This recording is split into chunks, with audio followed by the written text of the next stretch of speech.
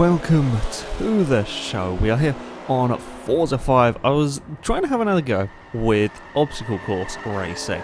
For those of you who haven't seen the previous video, basically what happens is there are four of us that are the racers driving some, I think it was B-class cars in this one, while the rest of the lobby get in Rolls-Royce Wraiths, and they drive around a certain track, in this case Bathurst, and create little obstacles as you see here. The Wraiths are not allowed to block the track entirely, and they're not allowed to be moving around when the cars that are racing appear, but they can move positions once we've gone past, and it generally makes the track a bit more interesting because you're never quite sure what's going to be around the next corner. In this case, it was a Wraith on its side, which was not quite what we were. I mean, we were expecting to see random Wraiths. We weren't expecting them to be on their side, and I was suddenly curious as to how on earth the Wraith had managed to end up there. It's not a normal place to roll a car, so I went and found the Wraith's viewpoint on the replay, and there was a strange lag cannon. I mean, I'm not entirely sure quite why the Wraith suddenly get fired at the sky. It ended up on its side, and things were kind of slightly broken. Yeah, there were a couple of problems though with using Bathurst as a track for obstacle course racing. I may have got a little. the Subaru in front of me bumped the Wraith, and I had nowhere to go. The problem with Bathurst is it's too big a track. The Wraiths, if you like, are too spread out, so you spend a lot of time with not really seeing an awful lot going on without the track being an awful lot different. It's just a little bit too long a track. I also thought you had a lot better visibility through the chase than you actually do. Turns out you don't, when there were some sneaky Wraiths hidden and I couldn't avoid them in time.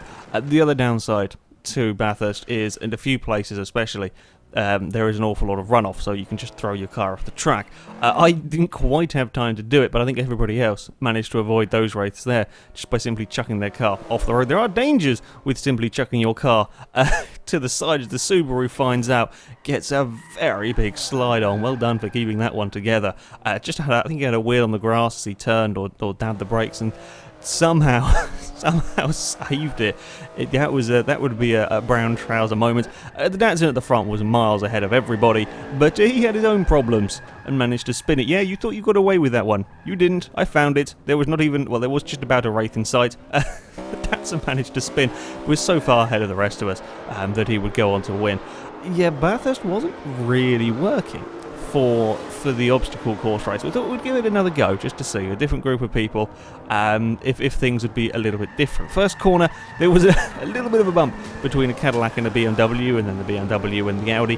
It was all at such so slow speeds, God, I can speak, that it didn't really do much damage to the cars there. And then we come down this sort of first straight, being aware that yes, there is probably going to be a sneaky Wraith hidden over the crest of the hill. This time everybody gets around that one without too many issues. The fact that there's plenty of blind corners and blind crests and dips is good, but the track here is just a little bit too long. Doesn't quite work as well as it did at Long Beach, and then things would go a little bit weird again into the next corner as the Cadillac and BMW. I'm not sure what the game is trying to do here, why the Cadillac just randomly skids across the road. Yeah, lag was being a little bit of a pain. Quite a bit of a pain, in fact, and that promptly completely killed the Cadillac, and the Cadillac got stuck on the hill. A little further around, still on the opening lap, we had created a nice roadblock at the top of the course, or a nice chicane if you like. You could still fit cars through there. The Nissan and the Audi may have got that one a little bit wrong, cleared a nice path for the BMW, and we'd promptly killed 3 cars. Well, we'd killed 2 cars. Cadillac had been lag killed within half a lap. Wasn't quite working out this time around either. Yeah, it was quite a mean chicane, I will be honest, at the top of the course. The BMW then also found out the dangers of trying to swerve a roadblock, putting a wheel on the grass and spinning around in a circle. No real damage done to the car, and with the BMW being the only one that was actually functioning at the moment, it kind of didn't really matter. The BMW continued going, and we managed to catch him out this time at the top of the course. It was perhaps in some places a little too easy to catch cars out. You had to be very cautious over these crests, because you could sneak Rolls Royces. It is surprising how easy it is to hide the race. The Audi and the Nissan both made it back to the pits to fix their cars up, and before they even got to the second corner, the Nissan broke his, and the Audi promptly followed. So they didn't have the most successful. I love how there was just a signpost that fell over in the background there for no apparent reason. You didn't have the most successful of races, these two. I think the Nissan would then break down trying to go up the hill. You can knacker these cars so much, and with such a steep hill here, that they really get very unhappy trying to move. The Audi did come off a hell of a lot better out of that one, but yeah, them two cars were broken yet again. We were still having fun catching the BMW out to the top of the course. Again, around the next corner, slam on the brakes, couldn't quite stop it in time, and gave the Wraith a little bump. I just love how slow speed that one is. The BMW, he realises almost in time to get it slowed down, but can't quite stop. The BMW took a hell of a lot of punishment in this one. The Audi did get back to the pits again and get his car repaired, but the Hand of Lag would get annoyed with him and throw a Wraith at it. I don't ask why. I have no blood. I don't know what's going on. What is the Wraith? There's all different people that having these lag things. I don't get why the Wraith's breakdancing either. I'm not sure. I don't know what it's doing. It then confuses the BMW as well. BMW's going up to lap the Audi. The Beamer would go on to win. But yeah, Lag was being a bit of a pain. It was being a lot. It was amusing watching flying Wraiths go around, I have to say. But yeah, that killed the Audi again for the third time in this particular race, and the BMW was quite smoky on that one. Wasn't really working at Bathurst. Thought we'd try a different track, go to the Prague short circuit, and instantly Lag got annoyed and threw two cars in the wall. And that pretty much sums up most of the evening. We thought that Prague might work. It's a bit shorter. It's quite a lot shorter than Bathurst.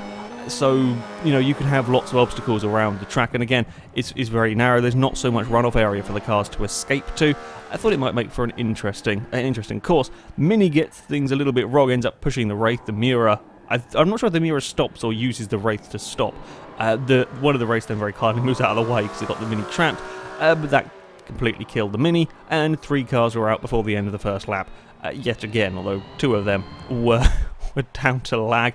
I was parked on the I guess second or third corner maybe, and then I got fired by. I'm not even sure. It would take a lot of force to move the Wraith at that angle at that speed. The Sylvia was causing problems. I don't know what was going on with the internet. But the problem with Prague, aside from the internet being unhappy, is that this track was now far too short. We barely had enough time to move the Wraiths around to create different roadblocks. And of course, when the Wraiths were doing laggy weirdness, and that doesn't help matters, it was just too shorter a track, really. We never had enough time to move and set up fancy roadblocks, especially with the field as spread out as this lot were. The Miura just about managing to avoid the Wraith there. It was perhaps slightly better than Bathurst in that there was plenty of obstacles. There was now plenty of obstacles around the track, and you could fit them. But again, there are quite a few places here where the track is very, very wide. This final corner, for example, you can't make a roadblock there at all because it's just too wide, and down the start-finish straight again. It was a little bit too wide and a little bit too short. So we were going to try a different place. We went to the Alps circuit. Now, yes, this is a very wide track, but I was thinking, because it's a very quick track, just having obstacles in the road would make things awkward for these cars because they're travelling so fast. There's very, very little braking in this particular track. Things will go a little bit wrong in the first corner. I think me and the Fiat could see very little behind the Ferrari and BMW, and one of them found a Wraith, and then we all kind of ended up in the back of each other. Amazingly, despite the weird laggy jumpiness of the crash, I got out of it pretty well. The BMW was killed, but my Integra was still working. Had broken suspension, but was still working. My theory, though, that this would make for an interesting obstacle course race, it didn't quite work here. While, yes, you could put the race around and make it a little bit awkward, it was just too wide. Even with the higher speeds, that we ignore the weird ghost Rolls Royce, sorry, that's on the start line. I don't know, somebody lagged out and it kept the car there as a ghost in the replay. Forza does funny things with the replay sometimes. But yeah, the theory of having a much faster track with obstacles in it didn't quite work. It was just a little bit too easy on the most part for us guys racing. You never really had to do a huge amount to sort of get through the roadblocks most of the time. I had a scary moment though, trying to slow down my car with broken suspension, clipping the front of a Wraith and promptly spinning, which is a bit of a shame because despite the brokenness of my Integra up until that point, it was actually going quite well. Was gradually catching the two cars in front. The Ferrari would go on to win, but yeah, it just wasn't. The obstacles just weren't big enough, if you like. You could still have problems with them, but they just didn't quite make it as exciting at the Alps. So we had one final go at the Road America.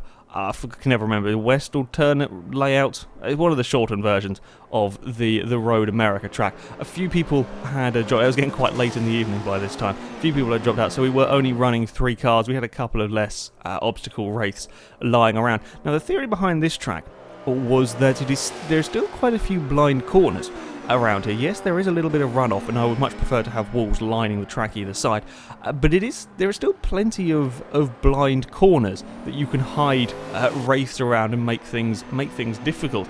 And on the opening few corners, it seemed to be working. Us 3 were all still fairly close together that were racing, and the obstacles were finding places to hide. The lag was still being amusing. I've not seen this before, but for whatever reason, the Wraith that was parked on that particular piece of track, the Mustang, it wasn't appearing on the Mustang driver's screen, because every lap he would plough into the side of that, the Mustang would be completely unaffected, and the Wraith would be fired at the scenery, which was lovely. It was clearing a nice path for us 2 cars behind. It's a really strange bit of lag or connection. I don't know. It's very weird, but highly amusing. But the race was close. The race was close at the front. The Mustang was definitely the faster car out of the 3, much quicker in a straight line, but didn't have the same grip, the same agility as me and the Mini. So with the obstacles around making things a little bit awkward, we were kind of just about keeping up. Of course, down this back straight, the Mustang was absolutely just gone. It flew down here and left us for dead. But over the course of the lap, we were keeping up, and yeah, the racing was relatively close as we came later into the race. It was still much the similar scenario. I could catch the like by the sort of second corner around here, I'll be right on the back of the Mustang, and then the Mustang would sort of gain all of its time down the straight, and I'd have to spend the whole lap working to try and get it back. The Mini had a very good run out of that first corner complex, and as I went defensive, just sort of working on normal racing instinct, forgot there may be a roadblock in place, put a wheel on the grass, and it was my turn to have a scary moment in my Integra. Again, just putting that wheel on the grass. We saw it a few times trying to avoid an obstacle. It's probably more or as dangerous as running into the side of one of the cars. It doesn't quite kill you as badly, but yeah, I ended up spinning around. The race weren't quite done with the silly lag though, as I don't even know what's going on there. It just decided, bugger it, we're going to chuck all the cars up in the air, and this one is ended up on its roof. Sure, it's the Forza was being funny on this particular evening. It is quite amusing watching it throw these huge Rolls Royces around, but yeah, Road America definitely worked an awful lot better. By far the best track that we tried in this particular evening. Apart from this, a strange bit that I still don't quite get. Yeah, it turns out it is quite difficult. You can't just go to any old track and have a really good obstacle course race. There's a lot of factors that go into consideration. I think this track works perhaps because a lot of the corners are a bit slower speed corners, and I think that works better for obstacle course racing. Long Beach is still definitely the best one, as there's just wraiths lining the finish line, and then there is some just weird laggy collisions going on. Yeah, the server's got a little bit confused, and then we have a Mustang pretending it's a monster truck. It's a thing that happens apparently on Forza 5. But yeah, as far as circuits go for obstacle course racing, Long Beach is without a doubt the best one. I mean, we tried various ones here. I was hoping to do obstacle course races at lots of different tracks, but it only really works in a specific set of conditions. You're going to need a track with a lot of blind corners. Of course, a far too open track is never going to work, because you're going to see all the obstacles long before you ever get to them. But also, a too fast a track doesn't really work, because you just end up having sort of a silly crash early on, and that takes out the entire field, so it doesn't really get particularly good racing. And too longer tracks don't work because there's not enough obstacles, and of course, too short tracks, you don't have enough time to move yourself around. So Long Beach is definitely by far the best obstacle course track. Road America, the alternate track that we were running, worked pretty well. It worked pretty well. It wasn't quite ideal. There were a couple of places where you could escape on the grass too, a little bit too easily, if you like. But yeah, it was definitely one of the better places to go if you were looking at doing some obstacle course racing. But yeah, we failed quite miserably with this one. But I thought it was amusing watching the lag be incredibly silly. Anyway, that is it for this video, guys. So thank you very much for watching, and until next time, a goodbye.